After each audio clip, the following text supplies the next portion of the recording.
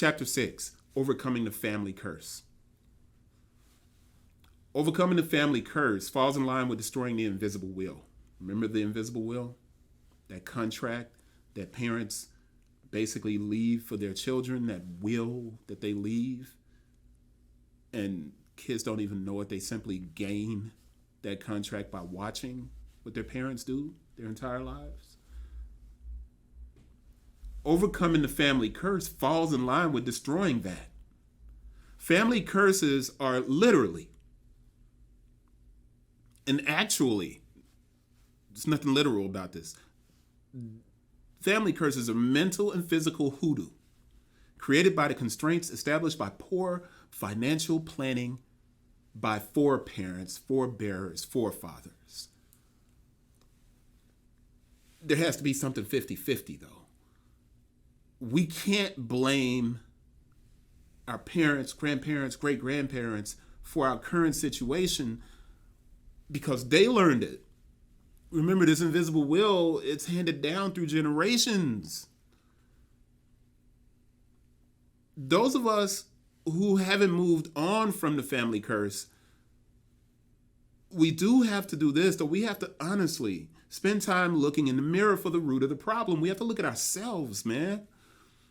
If your parents struggled and passed this on, then do you have to accept that struggle as your own? That's not rhetorical.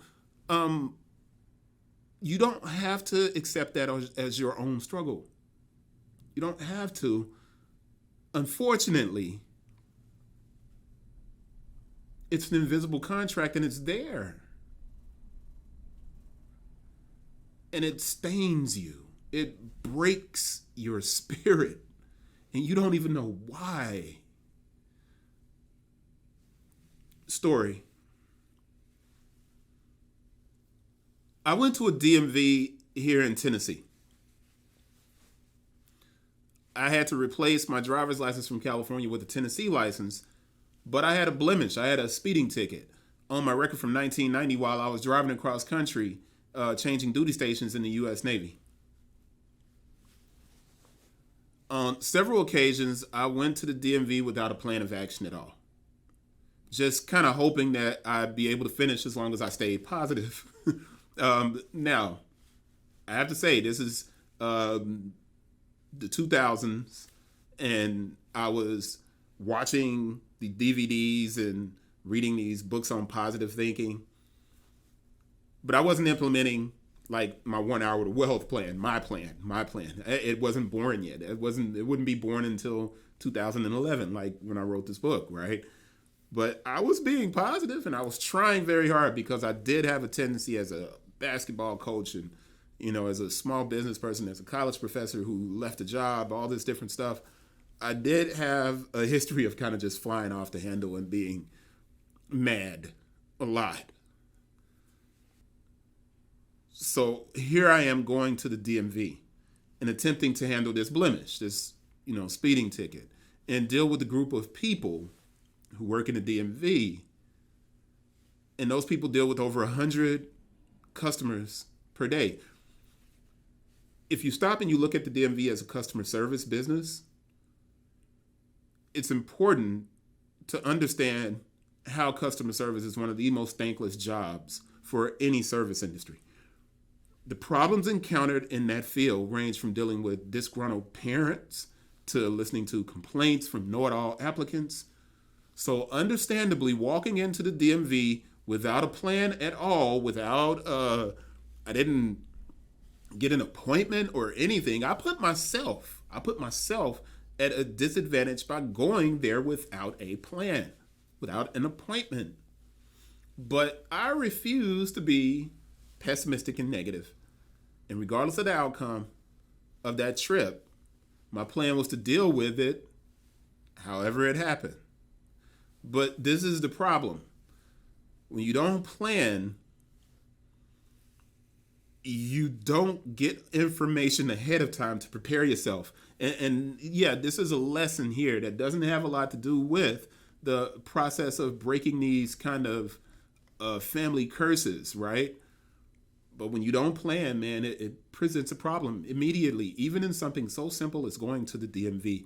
And I had been there the day before, so I had paperwork already. So when I was going through the application process, I had to interact with this older woman who was the security guard for the facility. And her job, right, was to pass out clipboards and pens and give instructions like all cell phones should be off and you need to have all your paperwork ready. Now, repeating this from 7 in the morning to 5 in the afternoon or however long it takes, that's not the life that someone really wants for themselves when they reach their 50s or 60s.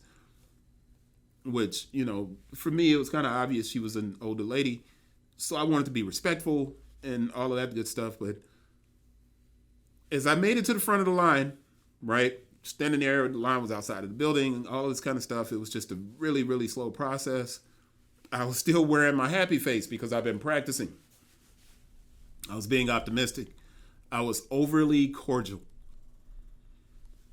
I knew how difficult the morning was going for everyone after sitting there for hours. I finally made it to the counter, only to be hit with the fact that my application from the previous day was not applicable because the DMV will not use numbers on the sheet for the prior day. Now, I gotta say, this is a complete waste of paper and is a primary cause of wasted man hours and redundancy that makes government positions inefficient and tedious, leading to poor customer service. In other words, the policies of this government organization create the frustration that happens inside of that office for the DMV. When people have to deal with it from the people on the top, and then they have to deal with it from the people on the bottom, you get squeezed into a position of powerlessness. And that is what creates a lot of negative experiences at the DMV. It's just the way it is. And I don't even know if it can be changed unless the government changes something. But that gets us off track.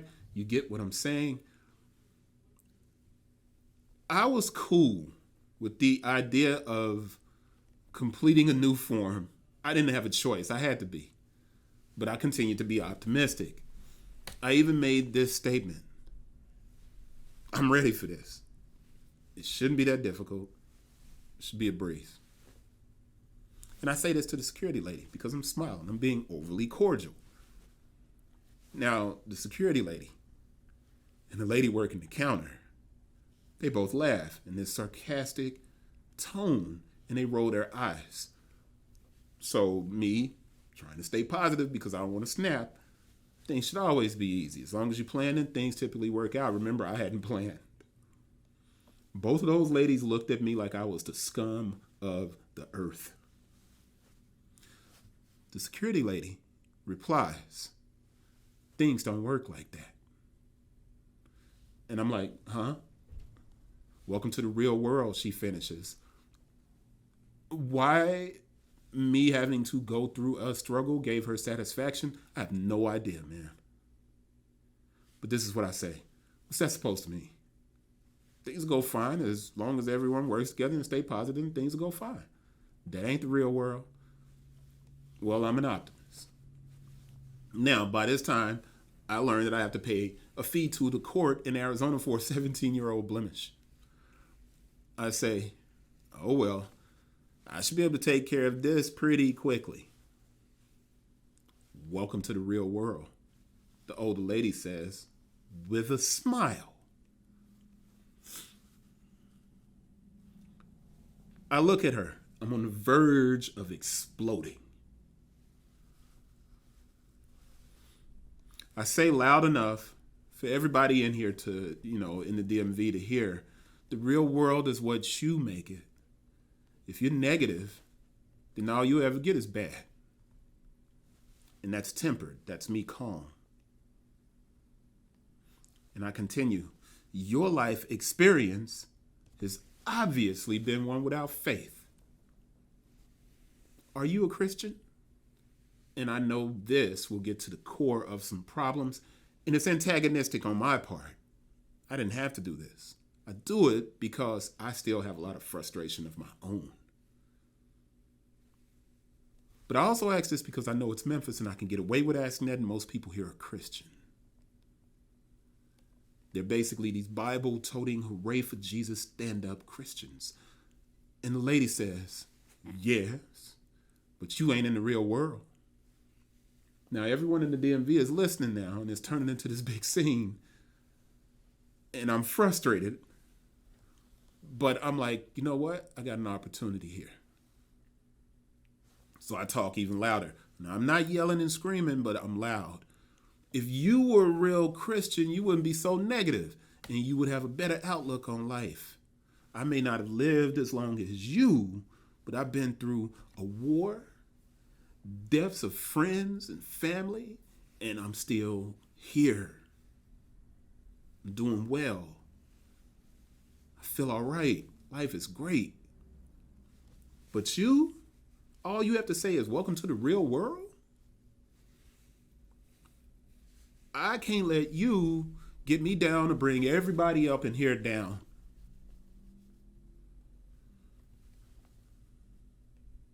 If you were a truly religious person, then your goal will be to make sure that every person here is comfortable and that they get the best service possible. Because that's what Christians do. And then I turn to the people filling up the DMV and I say, can I get an amen? Everyone nods in agreement. Some people laugh. I laugh.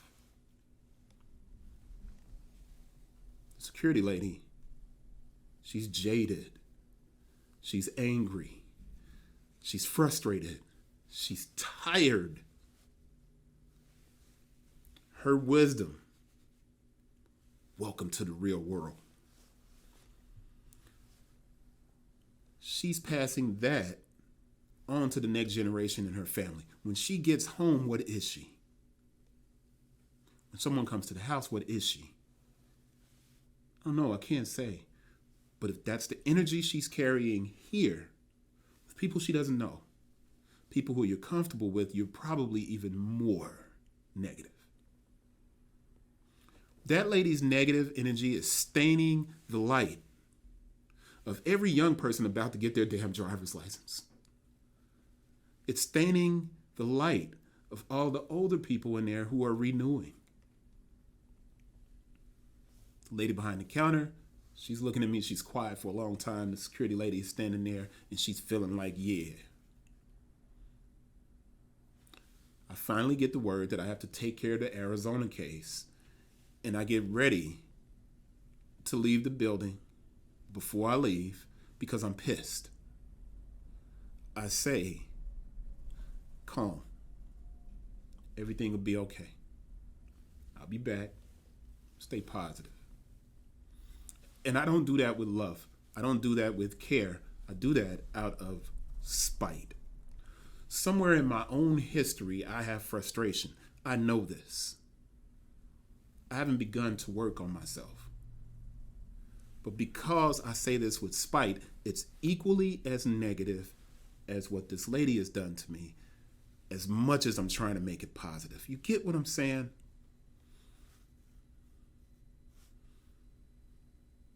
But I do feel that this is a true statement, that everything will be okay. And I know it will be. And I'm positive it will be. But I can't help but look back on that and remember that it was negative. But even more so for that lady. Because when you have lived your whole life looking only at making it to the next paycheck, you're basically creating that invisible contract that you're preparing to leave behind to the next generation. You're creating this invisible contract with yourself, and you're leaving it with everyone that you encounter. This lady sees 100 people a day. And if her energy's like that every day, the compound effect of that negative energy creates like a virus, man, and it just expands out, and all of this negativity floats through the city. One person. Now imagine all of these people with these generational curses in an area Think about that.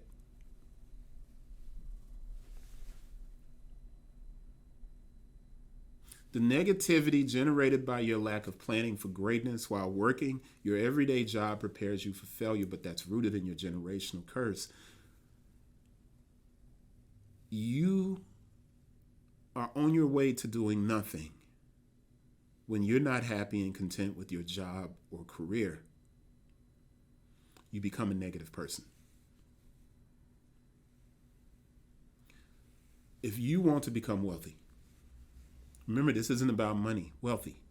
And I'm going to get to that. I'm going to explain it. By the end of this book, you know what I mean by that.